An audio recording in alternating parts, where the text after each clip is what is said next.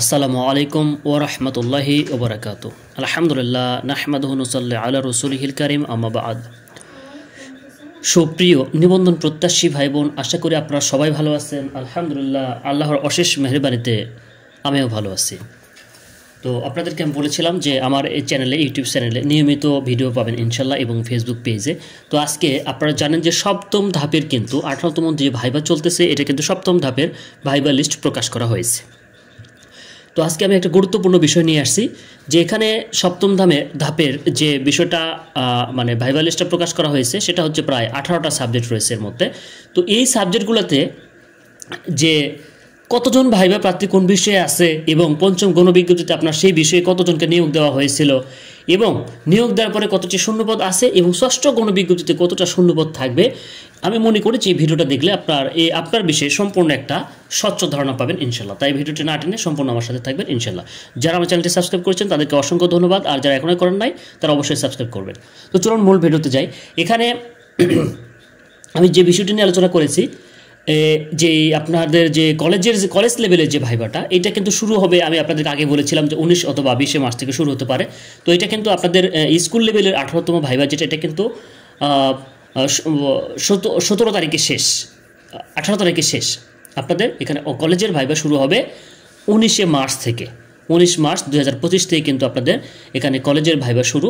তো এখানে যে ভাইবা লিস্টগুলো প্রকাশ করা হয়েছে, এখানে যে বিষয়গুলো আছে সেটা হচ্ছে প্রথমেই দেওয়া আছে যেটা বাংলা।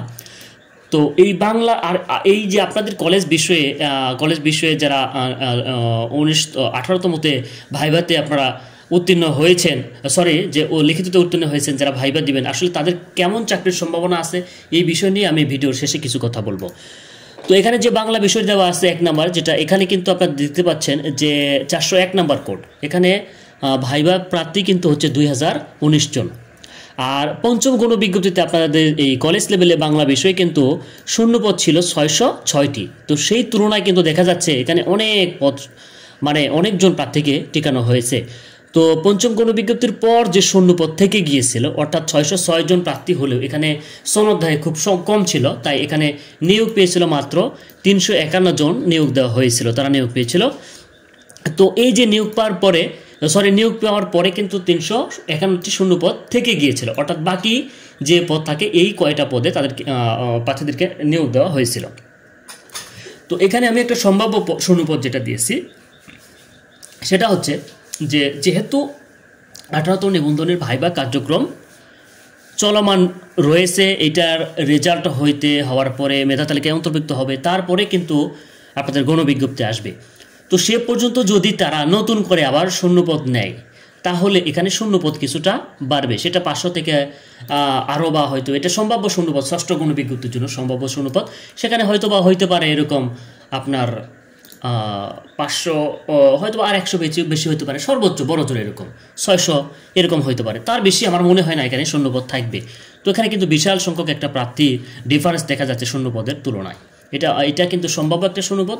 এটা আমি যে মানে রিয়াল যে শূন্যপদ তথ্য এটা নয়, এটা একটা সম্ভাব্য শূন্যপদ, এর মধ্যে কিছু কম বেশিও হইতে পারে। এরপর হচ্ছে আপনার ইংরেজি বিষয় 2 নম্বর যেটা দেওয়া আছে। ইংরেজি বিষয় এখানে কিন্তু কোড নাম্বার হচ্ছে 402, এবং ভাইবা প্রার্থীর সংখ্যা হচ্ছে 2207 জন। এখানে পঞ্চম গণবিজ্ঞপ্তিতে শূন্যপদ ছিল 633টি। তো পঞ্চম গণবিজ্ঞপ্তির পর নিয়োগ দেওয়া হয়েছিল, যতটুকু নিয়োগ দেওয়া হয়েছিল প্রায় 250 জনের মতো। তাদের নিয়োগ দেওয়ার পরে কিন্তু এখানে আরও থেকে যায় 250 বা 250 জন, তারপরে থেকে যায় কিন্তু আপনার 352টি শূন্যপদ মানে থেকে যায়। তার সাথে আরও কিছু শূন্যপদ যোগ হওয়ার পরে এখানে দেখা যাবে যে এখানেও প্রায় 500 বা 600 শূন্যপদ এরকম হতে পারে আর কি। আর যদি নিয়োগ কার্যক্রম আরও লেটে চলে যায়, তাহলে আরও শূন্যপদ বাড়তে পারে, যদি তারা সর্বশেষে আবার শূন্যপদ নেয়। আর যদি বর্তমানে যে শূন্যপদ নিয়েছে, যদি সেই শূন্যপদ অনুযায়ী আপনাদের নিয়োগ দেয়, তাহলে এখানে আমার মনে হয় যে শূন্যপদ আপনার এখানে সর্বোচ্চ 500 হইতে পারে, একটা সম্ভাব্য আর কি।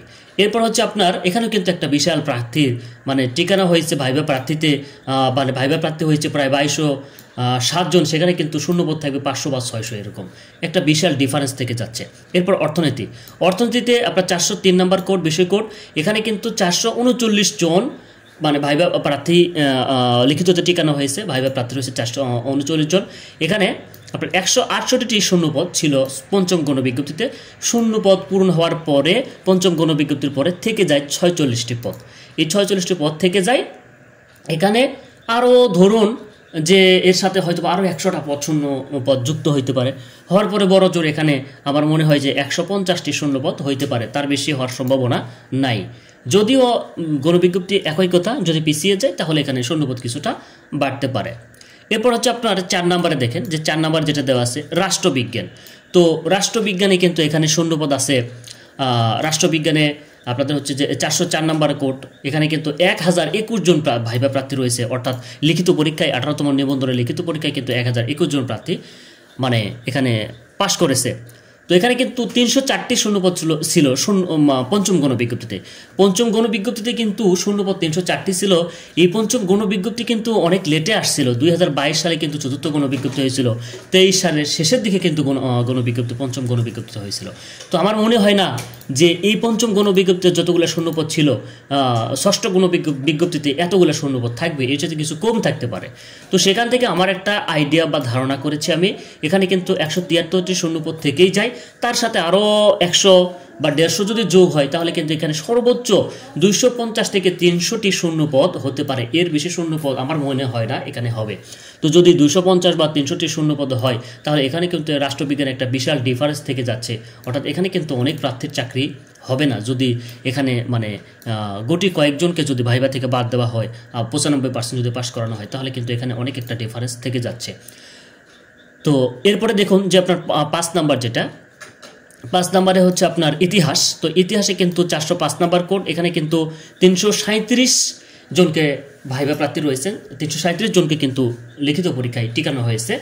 তো এখানে কিন্তু শূন্যপদ ছিল পঞ্চম গণবিজ্ঞপ্তিতে 92টি, এবং পঞ্চম গণবিজ্ঞপ্তির পর কিন্তু শূন্যপদ ছিল 71টি, অর্থাৎ এখানে কিন্তু ইতিহাসে প্রার্থী ছিল না, তাই 71টি শূন্যপদ ছিল। তার সাথে আরও যোগ হয়ে এটার বড় জোর হয়তো বা আপনার 100 বা 150টি শূন্যপদ সর্বোচ্চ এরকম হইতে পারে। এটা গণবিজ্ঞপ্তির উপর নির্ভর করবে, যে গণবিজ্ঞপ্তি যদি আগে হয় আর শূন্যপদ যদি আগেরটা নিয়েই যদি বিজ্ঞপ্তি দেওয়া হয় তাহলে কিন্তু শূন্যপদ কম থাকবে, আর যদি আরও দেরি করে গণবিজ্ঞপ্তি দেওয়া হয় এবং নতুন করে যদি শূন্যপদ নেওয়া হয় তাহলে শূন্যপদ আরও বাড়তে পারে। এটা সম্ভাব্য একটা শূন্যপদ, আপনাদের সুবিধার্থে এটি দেওয়া হয়েছে, যা হোক এটা একটা সম্ভাব্য শূন্যপদ, এখানে কিছু কম বেশি হইতে পারে।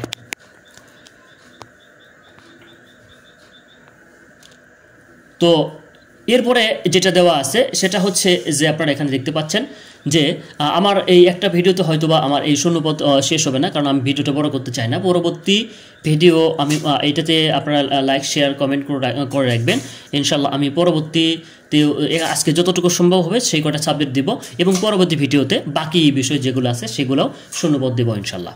তো 6 নম্বরে আপনারা দেখতে পাচ্ছেন যে এখানে কিন্তু ইসলামের ইতিহাস যে বিষয়টা আছে, এখানে কিন্তু হচ্ছে আপনার ইসলামের ইতিহাস বিষয়ে এখানে শূন্যপদ বিষয় করে হচ্ছে 406।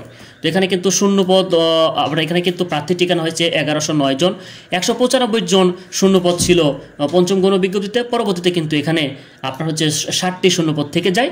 তো এখানে বড় জোর আপনার 200 থেকে 250টি শূন্যপদ, এটা কিন্তু সর্বোচ্চ আমার মনে হয় না এর বেশি হবে। তো যদি এটাও হয়ে থাকে তাহলে কিন্তু এখানেও একটা বিশাল ডিফারেন্স দেখতে পাচ্ছেন, যে এখানে শূন্যপদের জন্য যাদের চাকরি হবে বা কারো হবে না এরকম কিন্তু একটা বিশাল শূন্যপদ একটা ডিফারেন্স কিন্তু আপনারা দেখতে পাচ্ছেন। তো সম্মানিত নিবন্ধন প্রত্যাশী ভাই বোন, আমি 6টা সাবজেক্ট আপনাদের জন্য এখানে আলোচনা করলাম। তো এই কয়েকটা সাবজেক্টের মধ্যে আপনারা যেটা দেখতে পাচ্ছেন যে এখানে কিন্তু এই যে আপনার মোটামুটি কিন্তু বাংলা বলেন, ইংরেজি বলেন, অর্থনীতি বলেন বা রাষ্ট্রবিজ্ঞান এবং ইতিহাস যেটা বললাম, এই বিষয়গুলোতে কিন্তু শূন্যপদ কিন্তু একটা বিশাল একটা ডিফারেন্স থেকে যাচ্ছে। অর্থাৎ এখানে এটা কথাটা আসলে মানে যতটুকু আমি মনে করি যে এটা বিষয়টা আসলে আপনারা চিন্তা করলে বুঝতে পারবেন যে আসলে এটা বিষয়টা আসলেই সত্যি। এখানে কিন্তু কলেজ লেভেলে কিন্তু স্কুল লেভেলে অনেক বিষয় সাবজেক্টে চাকরি হলেও আপনার কলেজ লেভেল থেকে কিন্তু যাদের রিটেনের মার্ক ভালো আছে তাদের কিন্তু চাকরি হওয়ার একটা ভালো সম্ভাবনা আছে, আর যাদের মার্ক কম আছে তারা কিন্তু অনেকেই হয়তো বা চাকরি হবে না। এটা অগ্রিম কথা বলা ঠিক না, তারপর আমি বলতেছি আর কি। তো আমি আসলে আশাবাদী বা আশা করি যে সকলের চাকরি হোক ইনশাল্লাহ, অসংখ্য শূন্যপদ থাক। তো সম্মানিত ভিউয়ার্স, আজকের ভিডিও এতটুকুই। আমি পরবর্তী ভিডিওটা আপলোড করব, সেটাতে বাকি যে শূন্যপদগুলো আছে ধারাবাহিকভাবে আমি কলেজ লেভেলের প্রত্যেকটা বিষয় নিয়ে আলোচনা করব, এবং এই যে পরবর্তীতে যে আপনাদের যে গণবিজ্ঞপ্তি আসবে এখানে যে আপনাদের শূন্যপদের একটা বিষয় আছে, এখানে শূন্যপদ আবেদনের একটা বিষয় আছে, এই ধাপগুলো কিন্তু খুব গুরুত্বপূর্ণ। তাই প্রত্যেকটি ধাপের সঠিক দিক নির্দেশনা পাওয়ার জন্য অবশ্যই আমার ভিডিওটির